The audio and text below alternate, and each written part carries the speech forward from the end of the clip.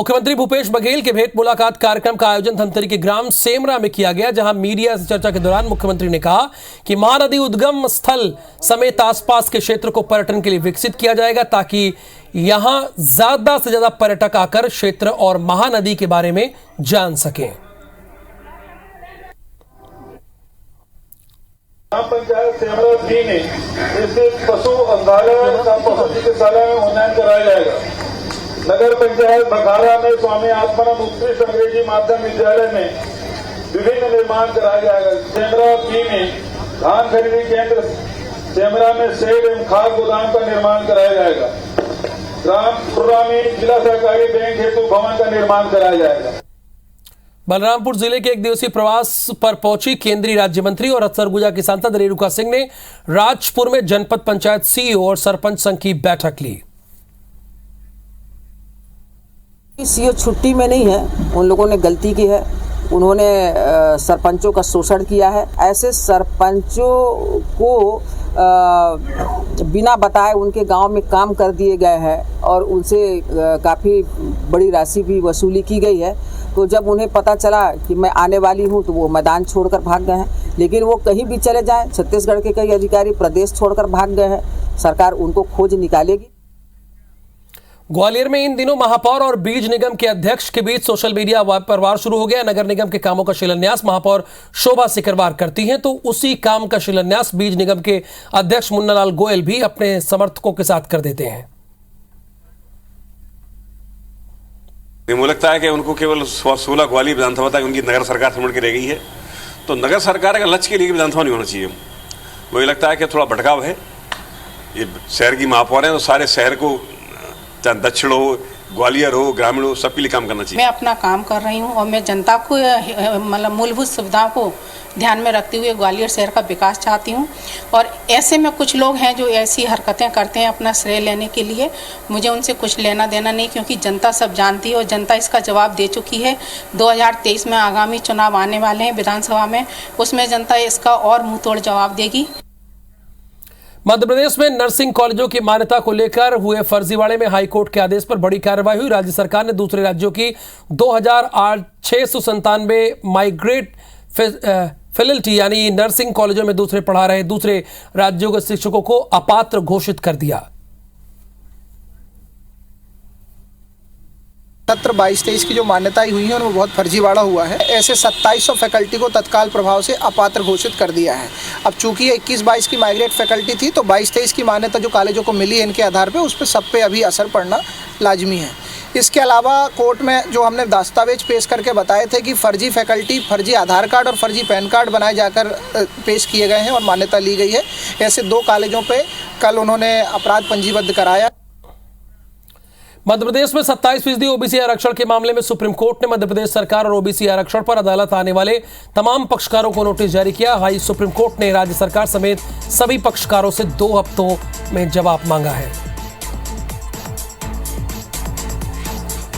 Supreme court में 2 transfer याचिकाओं की सुनवाई हुई है। इसमें मध्य प्रदेश के समस्त प्रकरणों को सुप्रीम कोर्ट में ट्रांसफर किए जाने का निवेदन किया है, क्योंकि 27% आरक्षण ओबीसी का नॉन डिस्प्यूटेड है। 9 जजों की संवैधानिक पीठ ने इसको अपहेल्ड किया है इंदिरा साहनी के केस में। ये याचिकाएं सुप्रीम कोर्ट में ही सुने जाना चाहिए और नोटिस जारी करके सुप्रीम कोर्ट ने अगली सुनवाई 12 मई को नियत की है।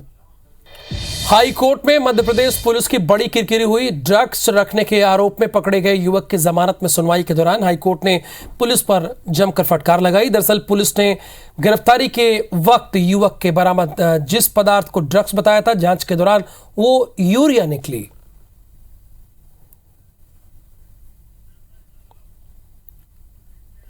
शिवपुरी मेडिकल कॉलेज में आउटसोर्स और नर्सिंग स्टाफ की भर्ती समेत सामान खरीदी में बरती गई अनियमितता को लेकर ईओडब्ल्यू की टीम ने छापेमारी कार्रवाई की। ईओडब्ल्यू की टीम मेडिकल कॉलेज के दस्तावेजों को खंगालने में लगी रही।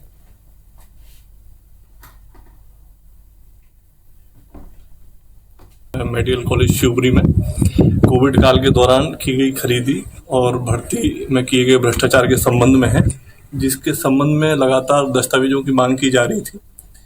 जो दस्तावेजों की पूर्ति शासकीय मेडिकल कॉलेज शिवपुरी द्वारा नहीं की जा रही थी, उस संबंध में एक टीम ईओडब्ल्यू की आज आई है। उन दस्तावेजों की जांच हमारे द्वारा की जा रही है।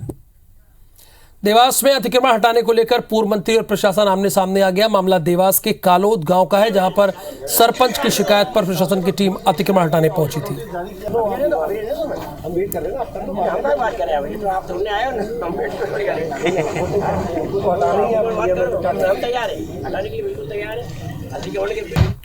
मध्य प्रदेश डीजीपी सुधीर सक्सेना ने प्रदेश के सभी जिलों के एसपी के साथ बैठक ली। इस दौरान उन्होंने प्रदेश में मौजूद मदरसों और एनजीओ पर विशेष निगरानी बरतने के निर्देश दिए। डीजीपी ने जिलों के एसपी से कहा कि वे इस बात की जानकारी रखें कहीं संदिग्ध गतिविधियां तो नहीं चल रही हैं।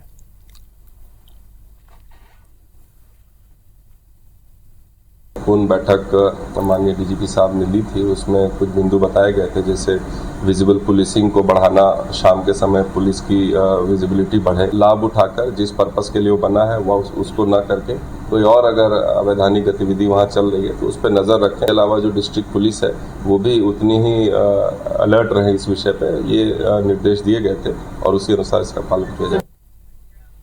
अंबिकापुर में तय ध्वनि से ज्यादा यानी मॉडिफाइड साइलेंसर को लेकर पुलिस ने कार्रवाई की। पहली बार पुलिस ने मॉडिफाइड साइलेंसर बेचने वाले दुकानदारों पर भी कार्रवाई की है। दरअसल पुलिस को लंबे समय से इस बात की कंप्लेन मिल रही थी। रायपुर नगर निगम टैक्स सिस्टम ऑनलाइन करने जा रहा है। इसके तहत शहरवासियों को एक क्लिक में सारे करों की जानकारी उपलब्ध हो पाएगी। इतना ही नहीं, टैक्स ऑनलाइन जमा करने की सुविधा भी देने की तैयारी है। हर साल पूर्व भी इसे ऑनलाइन करने के लिए लगभग 27 लाख रुपए खर्च नगर निगम कर चुका है। अब सुनने में आ रहा है पुनः किसी नए एजेंसी को ये कार्य दिया जा रहा है और फिर अतिरिक्त 20 लाख रुपए खर्च करने की योजना बना रहे हैं। वैसे ही नगर निगम में विकास कार्यों को लेकर पैसे की कमी की दुहाई देता आ रहा है और इस प्रकार की फिजूल खर्ची करने से नगर निगम है कि बाज ही नहीं आ रहा। नगर निगम के द्वारा शहरवासियों की सुविधा के लिए ऑनलाइन सॉफ्टवेयर निर्माण करने का फैसला लिया गया है। इसको नगर निगम द्वारा MIC से भी स्वीकृति दे दी गई है। लगभग 15 लाख से कम की लागत में सॉफ्टवेयर निर्माण किया जाएगा। सॉफ्टवेयर बनने से शहरवासियों को ये लाभ होगा कि घर बैठे संपत्ति कर हो, चाहे जल कर हो, चाहे यूजर चार्ज हो, घर बैठे ऑनलाइन पेमेंट कर सकते हैं। दतिया में IBC 24 की खबर का बड़ा असर हुआ। IBC 24 पर इंदरगढ़ सामुदायिक स्वास्थ्य केंद्र में लापरवाही के चलते हुई 6 महीने के बच्चे की मौत पर प्रशासन हरकत में आया। कलेक्टर ने मामले में जांच दल गठित किया, जिसके बाद जांच दल ने इंदरगढ़ पहुंचकर मामले की जांच शुरू की है। दरअसल गुरुवार को डॉक्टरों की लापरवाही और एम्बुलेंस की लेट तिथि के चलते इलाज के लिए लाए गए 6 महीने के बच्चे ने दम तोड़ दिया। 6 माह की बच्ची की मृत्यु के संबंध में मामला संज्ञान में आया था। जितने स्टेक होल्डर से कल की घटना, ग्राम से लेकर आंगनवाड़ी कार्यकर्ता, आशा, अस्पताल के स्टाफ, डॉक्टर्स, एम्बुलेंस ड्राइवर्स सभी के कथन लिए। उन कथनों के आधार पर हमें ये तय करना है कि आखिर कल की जो घटनाक्रम हुआ है उसमें लापरवाही किस स्तर की है और जो जिम्मेदार है, जिनका नेग्लिजेंस हुआ होगा, उन संबंधितों के खिलाफ कार्रवाई प्रस्तावित। जांच अभी पूरी नहीं हुई है, अभी दूसरे पक्ष को भी सुना जाना बाकी है। जैसा कि आपको भी पता है, जो जिस माँ का बच्चा खत्म हुआ है, जब तक कि उसके स्टेटमेंट नहीं हो जाते तब तक इसके बारे में कुछ भी कहना संभव नहीं है। सीएम शिवराज सिंह चौहान भोपाल में लाडली बहना योजना के फॉर्म भरने के लिए कई जगहों पर आयोजित कैंपों में पहुंचे। इस दौरान बहनों ने दिल खोलकर उनका स्वागत किया। खुद सीएम ने उनका फॉर्म भी भराया।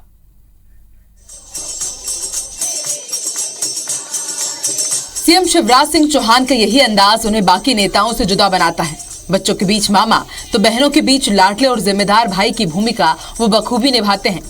भोपाल में लाडली बहना योजना के फॉर्म भराने के लिए कई जगहों पर आयोजित शिविरों में वो खुद पहुंचे, जहां बहनों के बीच वो अलग अंदाज में ही नजर आए। शिवराज ने कई महिलाओं के फॉर्म खुद भरवाए और उनसे संवाद भी किया। पहला सेल्फ हेल्प ग्रुप अब शहरों में भी बन रहे, तेजी से यहाँ बनाए जाए ताकि इन बहनों के दूसरे काम धंधे भी चालू हों और हमारी बहन कम से कम 10,000 रुपया महीना कमाए। वो स्थिति पैदा करने में मैं कोई कसर नहीं छोड़ूंगा। मुख्यमंत्री योग केंद्र, ईदगाह, टीला जमालपुरा, बरखेड़ी रशीदपुरा, पंचशील नगर के साथ ही जवाहर चौक के वार्ड 32 में पहुंचे। मुख्यमंत्री ने बहनों के साथ भजन का रंग भी जमाया। इस दौरान उन्होंने बहनों के लिए गीत भी गाए। फूलों का, तारों का सबका कहना है, लाखों हजारों ये मेरी बहना है, सारी उम्र हमें संग रहना है, फूलों का तारों का सबका कहना है। एक बार बहनी गाओ सब। फूलों का तारों का सबका कहना है, 1000 में हमारे भैया है। सारी उम्र हमें संग रहना है, फूलों का तारों का सबका कहना है। मुख्यमंत्री ने बहनों को संबोधित करते हुए उनसे आत्मनिर्भर बनने और स्व सहायता समूह बनाने का भी आह्वान किया। इसके साथ ही उन्होंने लाडली बहना योजना की हितग्राही महिलाओं को 30 अप्रैल तक अनिवार्य रूप से आवेदन करने की अपील की। सब बहनों को सबके आवेदन भर गए, हाथ उठाओ जरा जिन जिन के भर गए। ठीक है, नीचे करें, कलेक्टर जरा ध्यान देंगे, नगर निगम कमिश्नर ध्यान देंगे, कोई रह गया हो अभी 29-30 अप्रैल बाद छुट्टी में भी भरेंगे। प्रदेश में अब तक 1 करोड़ 20 लाख महिलाएं लाडली बहना योजना के फॉर्म भर चुकी हैं। योजना के तहत महिलाओं को 1000 रुपए की राशि हर महीने दी जानी है। हरप्रीत कौर के साथ ब्यूरो रिपोर्ट, IBC 24 भोपाल।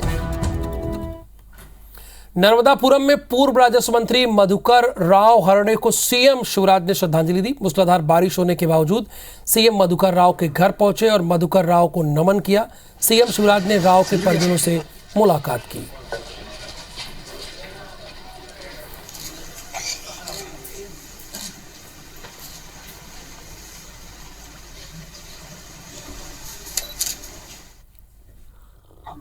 ज्ञान, भक्ति और कर्म तीनों के त्रिवेणी संगम थे दादा मधुकर राव हरणे।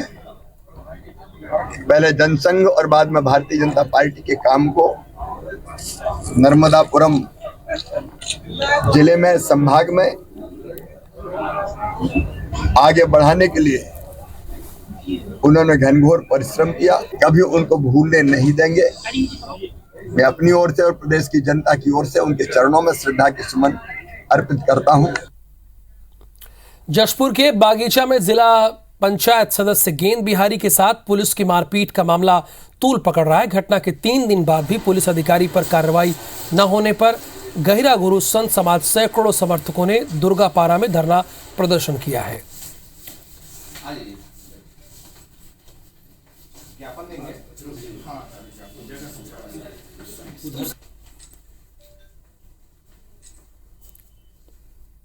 जिस प्रकार की घटना की गई है ये बहुत निंदनीय है। मैं तो कह रहा हूं कि इस प्रकार से कोई गुंडा भी किसी को नहीं मारता जिस प्रकार से पुलिस वालों ने हाथापाई की है और अपमानित किया है। आपको प्रबल जी कह रहे थे कि एक बेटी के सामने उसके पिता को किस प्रकार से अपमानित किया गया है, ये बहुत बड़ी घटना है। बहुत गलत हुआ है, इसकी जितनी निंदा की जाए कम है।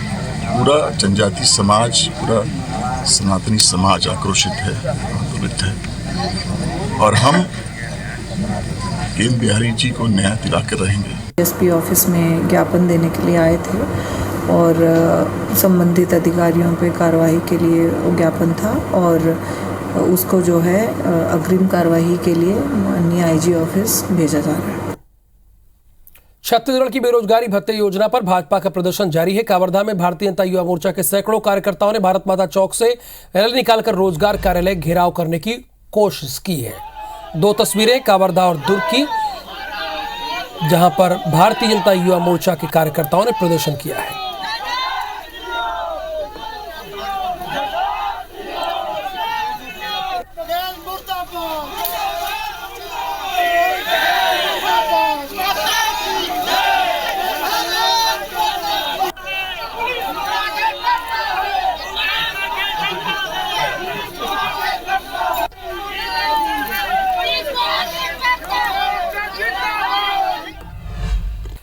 कटनी के कोल व्यापारी अनुराग जैन के ऑफिस जीएसटी की टीम ने दबिश दी। जीएसटी चोरी के मामले में कार्रवाई की गई, जहां ऑफिस में रखे सभी कागजातों को खंगाला जा रहा है। अनुराग जैन पर पहले भी जीएसटी चोरी के लिए संदेह में घेरे में थे, जिसको लेकर जीएसटी की टीम ने छापेमारी की कार्रवाई की। विदिशा में जनप्रतिनिधियों ने जिला पंचायत की सामान्य सभा की बैठक का बहिष्कार कर दिया। मीटिंग का बहिष्कार करने वालों में अध्यक्ष, उपाध्यक्ष सदस्यों ने जनप्रतिनिधियों का आरोप है कि अफसर उनकी बातों को तवज्जो नहीं देते। को मिला कि पूरे जनप्रतिनिधि इस मीटिंग का बहिष्कार करके बाहर आ गए इसलिए कि पुरानी मीटिंगों में जो आज तक तय हुआ उस पर कोई कार्रवाई नहीं हुई। मुझे ऐसा प्रतीत होता है कि जनप्रतिनिधियों की बात यहाँ पर सुनी जाती है और सुनने के बाद एक कान से सुनी जाती है, दूसरे से निकाल दी जाती है। कि पूर्व में जो पंचायतों पे अधिकार था वो सब कार्य करवा सकते थे, पर हमारे पास कोई भी अधिकार नहीं दिया गया है कि हम किसी का भी काम करवा सकें, कोई भी काम करवा सकें। मध्य प्रदेश के ग्वालियर शहर में साल 2055 तक हर किसी की पानी की जरूरत बिना किसी दिक्कत के पूरी होगी। अभी 23 चल रहा है, 55 का प्लान है। इलाके के लिए 376 करोड़ रुपए की लागत से एक प्रोजेक्ट तैयार किया जा रहा है। सरकार और स्थानीय स्तर से प्रशासन को सभी अनुमतियां मिल गई हैं। 30 अप्रैल तक टेंडर जारी किए जाएंगे। नगर निगम के अफसरों की कोशिश है कि आने वाले 2 साल में चंबल नदी और कोतवाल डैम से 150 MLD पानी वाटर फिल्टर प्लांट तक लाया जाएगा। तो क्या इंतजार करें लोग 2055 का?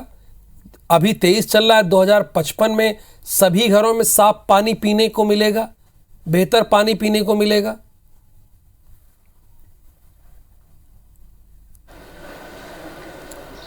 देखिए, चंबल से जो पानी लाया जा रहा है वो अमृत 2 योजना के अंतर्गत लाया जा रहा है। वो उसमें स्वीकृति मिल गई है। टेंडर एक फाइनल स्टेज पे हम लोग को लगाने में है। कुछ भोपाल से कुछ अल्ट्रेशन हो जाया गया था, वो भी हो गया है। 1 हफ्ते के अंदर इसका टेंडर लगेगा। टेंडरिंग में आ जाएगा वो, और मेरा मानना है कि आने वाले समय में जल्दी काम उससे प्रारंभ हो जाएगा। 150 MLD पानी हमको मिलेगा। पगारा ही ना, पगारा डैम और मतलब चंबल से डायरेक्ट लेके। शुक्रवार को मौसम ने अचानक अपने तेवर बदल दिए, जिसके बाद प्रदेश के कई जिलों में आंधी के साथ बारिश और ओले गिरने का सिलसिला शुरू हो गया है। बुरहानपुर में जहां तेज आंधी के साथ ओले गिरे, तो वहीं रायसेन में तेज हवा के साथ बारिश की वजह से कई जगह पर बिजली की पोल उखड़ गई। 4 तस्वीरें हैं, आप देख भी रहे हैं स्क्रीन पर। खरगोन की तस्वीर जहां पर अन्नदाता की मुश्किल बढ़ी है। हरदा में आप ये तस्वीरें देख रहे हैं साफ तौर पर किस तरह से जोरदार बारिश हो रही है। लाखों क्विंटल अनाज भीग गया है। कितनी लापरवाही है ये भी ज़रा देखिए। रायसेन की तस्वीर है, बारिश के साथ ओले भी गिरे हैं और ये गर्मी का मौसम है। बुरहानपुर में भी सेम रायसेन की तस्वीरें, बल्कि यहाँ तो और भी ओले तेजी से गिर रहे हैं। फसल भी पूरी तरह से चौपट हो गई है किसानों की।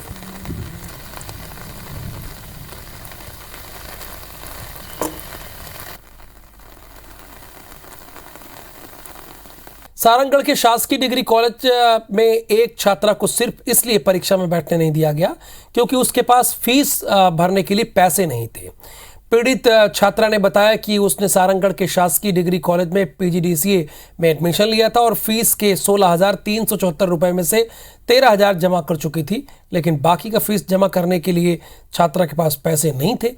कॉलेज प्रबंधन ने जैसे तैसे छात्रा को 5 सब्जेक्ट में बैठने की अनुमति तो दे दी, लेकिन आखिरी के विषय में कॉलेज प्रबंधन ने छात्रा को परीक्षा हॉल में बैठने से मना कर दिया।